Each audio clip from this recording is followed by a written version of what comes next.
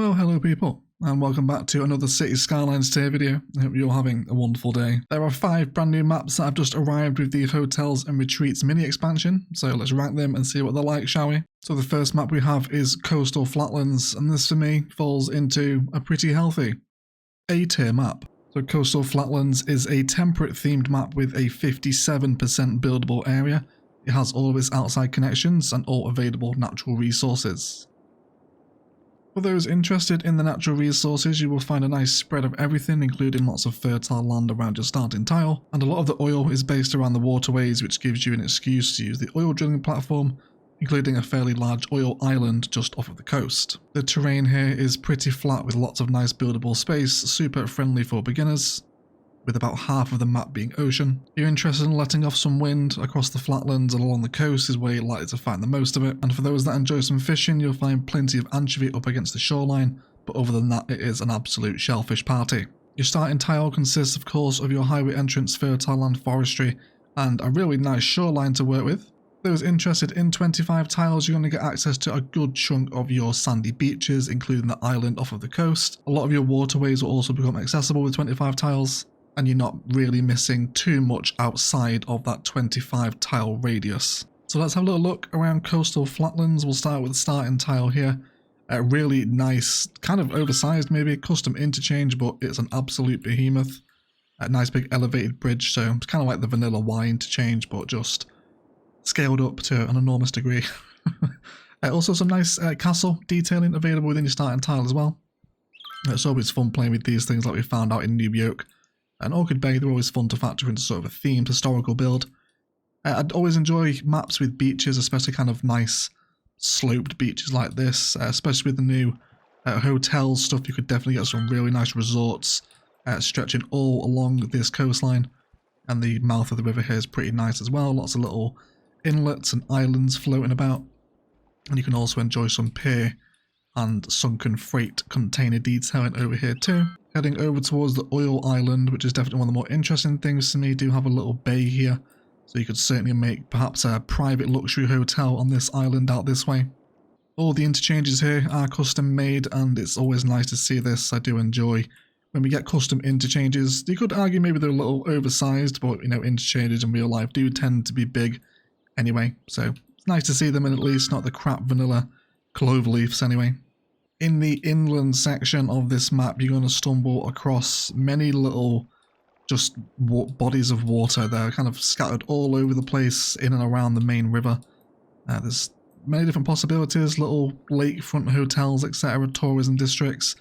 You can kind of tell how all these maps are geared up to kind of cater into that tourism and hotel vibe that this pack is of course themed around. And there's different elevations between them too, so you could certainly do some terraforming here to link 2 bodies of water together, have some fun with your terrain. As we mentioned in the terrain preview, the map isn't massively hilly. This is the most amount of peaks you can expect, so if you do enjoy mountains, Coastal Flatlands probably isn't the map for you.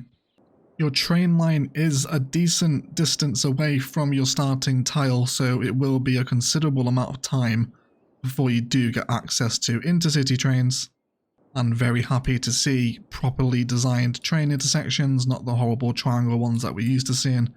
You know, you're going to have no issues here with trains flying around and getting stuck. Nice and wide, things we love to see. And you can also enjoy some abandoned village spices in and around this train intersection as well.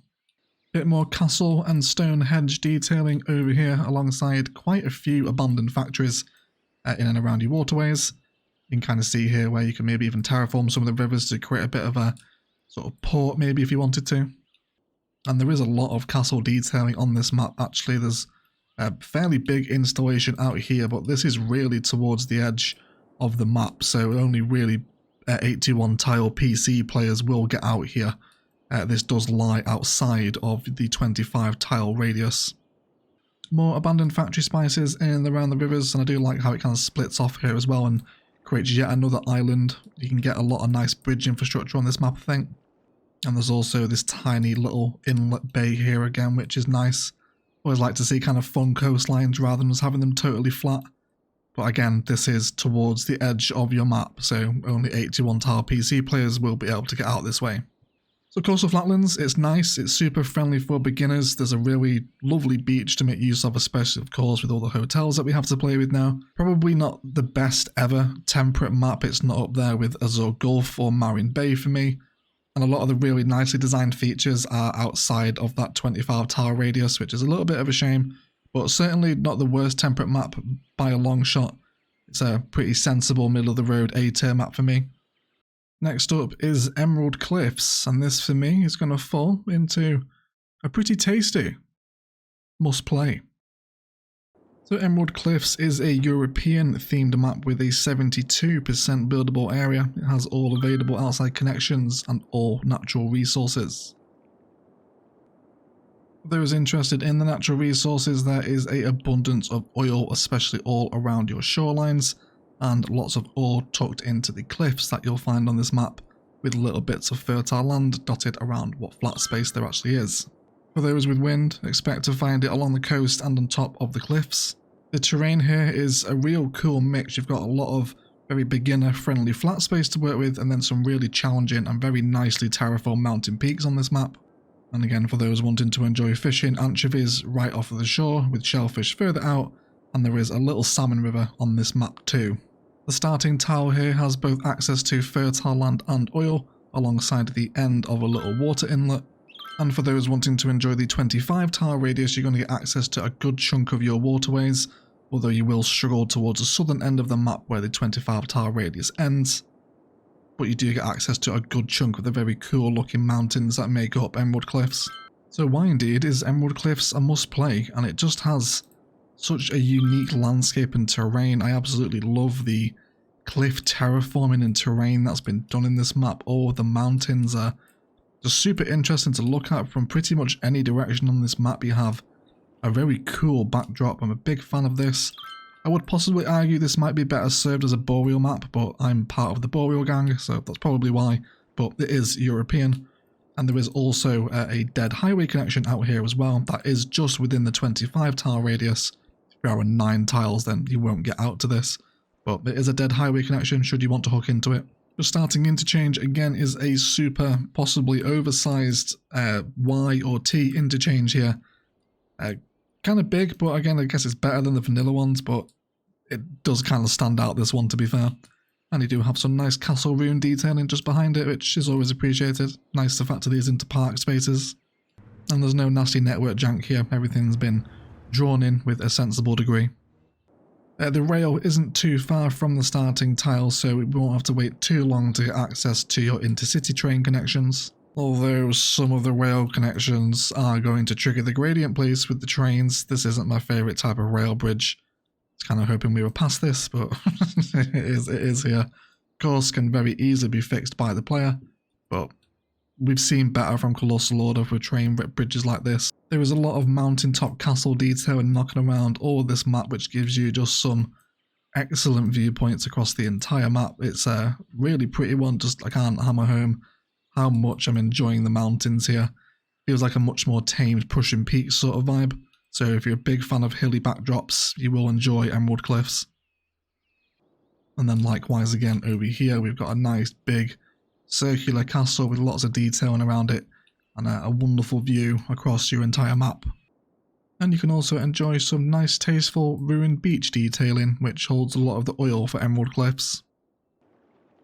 And there's a really nice island out here with some fun detailing on it, and a little lighthouse atop the hill, which again just gives such a wonderful vista of this incredibly pretty map. But this is right on the edge of the map, so only accessible to 81 tile PC players. Likewise over here again as well, there's a big theme with this map pack, isn't there? There's a lot of castle ruin detailing, but it's nice. I like to see these little fleshed out areas, so it adds a little bit of history and always fun to factor into builds. And all the riverways here just flow really nicely through the valleys. You can imagine several different little rural farming towns or just little villages out here to make use of. Probably not a map I would make a major metropolitan centre on. I'd probably keep this fairly rural just because of all the little valleys and riverways. It's a very pretty countryside map, I think.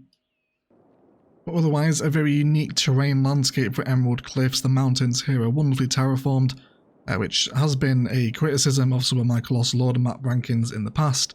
I really like this one, lots of waterways, all resources, all connections, and a sensible selection of things to do within the 25 tower radius for those on remastered. Really nice map, this one. I can see myself playing this. Emerald Cliffs is a must play for me. Next up on the hotels and retreats map tier list is Maize Valley, and this for me falls into a perhaps controversial B tier map. So Maize Valley is a European themed map with a 74% buildable area. It has all of its outside connections and all available natural resources. For those looking at natural resources, pretty even splits of most of them across all of the map. However, a lot of these resources are tucked onto extreme cliff faces, making them pretty hard to exploit. You're suffering from wind along the riverbanks, and edge of the cliff faces is where you'll find it. And from our terrain height, you can see a very stark contrast from the tops of the valley down towards the bottom. And for the limited water that there is on this map, it is shared between tuna and shellfish for the most part. This is your starting tile with access to a big chunk of fertile land. And for our friends on remastered version, this is your 25 tile radius. So it falls middle of the road for me, mainly because of its extremely stark contrast in heights and terrains here. It reminds me of a map actually from, I think it was one of Sid Eier's map packs, wasn't it? One of those maps had this kind of vibe, where you had very extreme mountaintops and then it was an immediate drop off down into the valley. Which again, this exact sort of feature could push this up into a must play for some, or it could push it all the way down to crap map. It's really going to be quite subjective, this map, I think. Starting tile is introduced with a lovely designed trumpet interchange, always happy to see custom designs. And then your highway continues to follow the riverbank here. Even though you don't have a shoreline, the shipping route actually does flow through this river here. You can see the ships coming and going, so you will actually have access to them despite the fact that there is no ocean here. Heading down into some of the more starker contrasting valleys, just extreme cliff faces, which again is quite a cool feature, but when it comes to building a city, at least in the way that I like to build and the types of cities I like to build, this would be super challenging for me and probably take quite a lot of the enjoyment out of the map. And again, perhaps like the other map we looked at earlier, this probably is better suited to being sort of a collection of rural towns and communities as opposed to a major metropolitan area. And as we follow the rail line over, we have some much nicer, much more sensible rail bridges here, which is nice, always happy to see that. And then we come down into more rail bridges, which is kind of begging to have this terraformed out, isn't it? Kind of see where it's almost egging you on to do it, if you'll excuse the pun. And then have it flow down into the waterways before you arrive at a little kind of mini vanilla train yard next to a couple of abandoned factories against the riverbank, just adjacent from where you start. But it's a lot of this. Expect to see very steep sort of V valleys, just sort of dominating the entire map. As to how much enjoyment you'll get out of that is, again, down to sort of personal preference. And then atop our mountains here, we have a lot of fertile land, a little bit of old ruined village detailing. I think for me the biggest challenge for these sorts of extreme terrain maps is getting up and down in a realistic fashion that doesn't look weird, especially in vanilla of all things. In modded, you've got Move It and Network Multi-Tool to help you slope things out, but this map would be a real challenge in vanilla, I think, especially if you're wanting to frequently get up and down from valley to mountaintop. Then there is actually a mountaintop lake over here with yet another abandoned factory next to it. There's a lot of abandoned factories in these maps. And then we come down to a waterfall, right? Absolutely love waterfall detailing, so very happy to see this. Kind of snakes down and then comes down here, and then joins up with your main waterways over this side. And then again, you can enjoy some more castle detailing atop one of the ridges over this side, looking down over into the main buildable valley. But other than that, there's not too much really to shout about in this map. It is an interesting map at least, which is why I haven't put it any lower than B tier. And again, it might be A or must play for some people, but it's a pretty middle of the road B tier map for me. Let me know what you think of this one. I imagine this one will be quite a divisive one in the comments. But Maize Valley, there's better European maps, better mountainous maps. It's a pretty safe middle of the road bet B tier for me. Next up on the hotels and retreats map tier list is Upshifting Suns, and this to me falls into a pretty healthy A tier map. Shifting Suns is a tropical themed map with a 72% buildable area. It has all available outside connections and all available natural resources, alongside being a mixed biome map. Those interested in the natural resources, fairly large pockets of oil, alongside some decent deposits of ore in and around the mountains.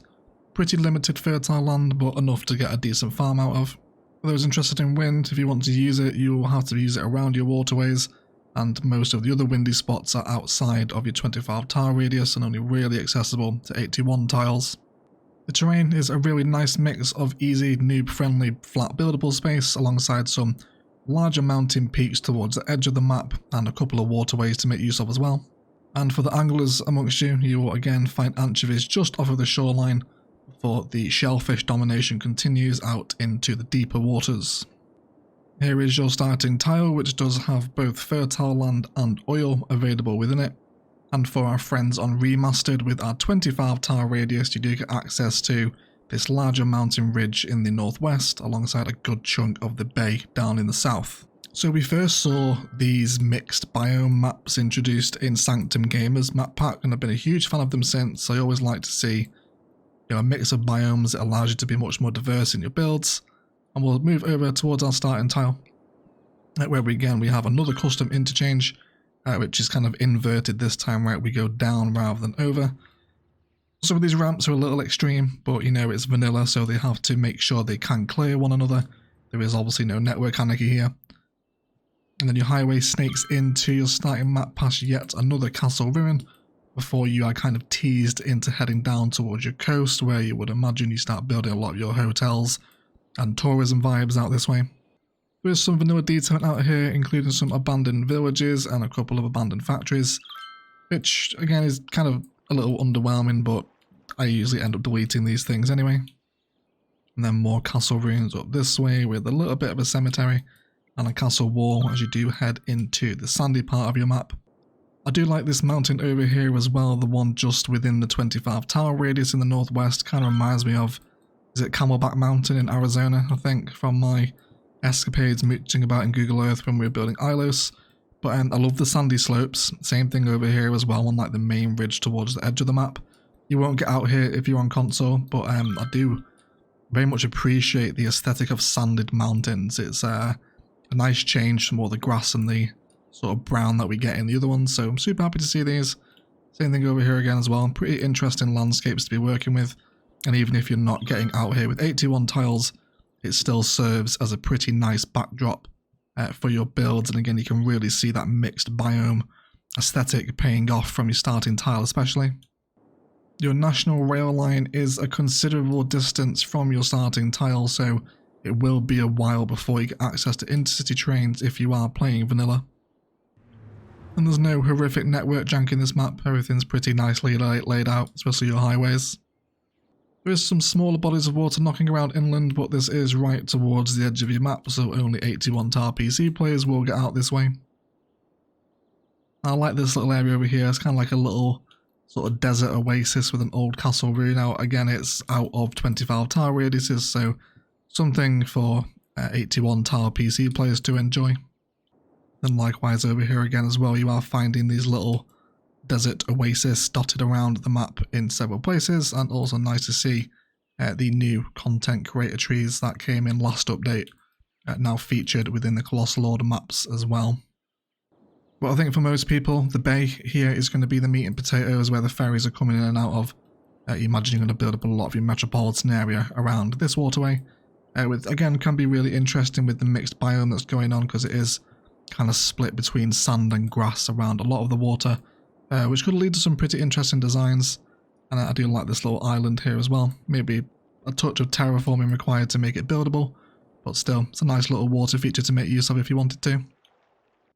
But otherwise, Shifting Sands is a pretty nice mixed biome map, some nice flat buildable space alongside some pretty interesting mountain ridges, water, and a good spread of your natural resources. Me personally, I'm a huge fan of the mixed biome stuff since Sanctum Gamer introduced it for us, so for me Shifting Sands falls as a pretty healthy A-tier map for me. And the last map we have to look at today is Winding Waters, and this to me falls into Kind of disappointing. C tier. So Winding Waters is a European themed map with an 84% buildable area. It has all of its outside connections and all natural resources. Those interested in natural resources, again like the others, a pretty even split of most of the resources with lots of oil around the water. Wind is localised to pretty much the riverbanks and a few of the little mountain ridges that are here. The terrain, whilst very beginner friendly, is somewhat underwhelming and is kind of a flat European map, although I do enjoy the riverways that flow through here. And for those that are here for fishing, you can enjoy yet again a vast abundance of shellfish, with a tiny little pocket of tuna hiding out in there as well. Your starting tile consists of a riverway with access to a lot of fertile land, and with one tile opening, a lot of oil as well.